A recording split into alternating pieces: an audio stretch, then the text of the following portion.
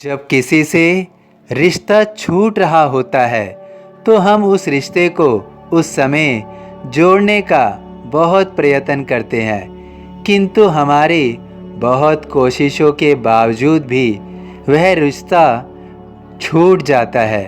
उसी समय हम अपने किसी कार्य में सफलता ढूंढ रहे होते हैं, लेकिन हमें उस समय केवल असफलता मिलती है। हमारी आर्थिक स्थिति भी उसी समय कमज़ोर होने लगती है। हम उस समय महसूस करते हैं कि सब एक एक करके हमसे दूर जा रहे हैं, जिसके कारण हमारा शरीर और मन खराब होने लगता है। हमारा शरीर और मन भी स्वस्थ नहीं रहता है।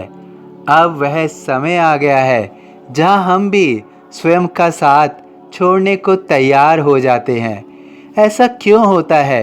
ये सब एक साथ क्यों होता है? और ऐसा समय हमें क्यों मिलता है? ऐसे समय में हमारा कौन साथ देता है? सर्वप्रथम यह समझना है कि यह रचना समय की है। यह सब खेल समय खेल रहा है। यह रचना विषम परिस्थिति की है, जहाँ कोई साथ नहीं देता है। वास्तव में इस समय कोई बुरा नहीं बन जाता है, बल्कि सब पहले की ही तरह होते हैं, किंतु हमारी परिस्थिति बदल चुकी होती है। हम दूसरों को दोष देते हैं कि वह बदल चुके हैं, लेकिन वास्तव में ऐसी विषम परिस्थिति में, ऐसे बुरे समय में हम स्वयं भी अपना साथ नहीं देते हैं। हम स्वयं को ही कोसने लगते हैं। तो क्या हम बुरे हैं? नहीं, यह जो दौर होता है वह परिस्थिति का होता है, समय का होता है, जो हमारे हित में नहीं होता है। ऐसे दौर में, ऐसे समय में, ऐसी बुरी स्थिति में हम स्वयं पर भी अपना विश्वास खोने लगते हैं।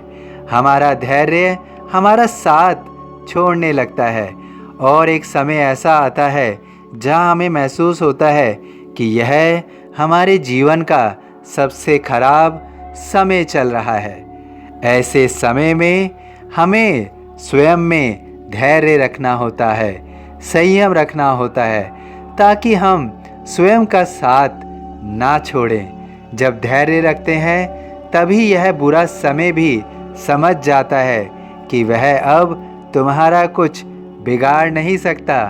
जब तुम स्वयं को धैर्य के साथ बांधते हो तो तुम स्वयं को शांत रख पाते हो, और शांत मन से ही स्वयं के जीवन में कमियां जो हैं, जो गलतियां हैं, उन्हें हम समझ पाते हैं और धीरे धीरे उन्हें दूर कर पाते हैं। तुम्हारा धैर्य रखने से ही तुम्हारा आत्मविश्वास वापस आता है।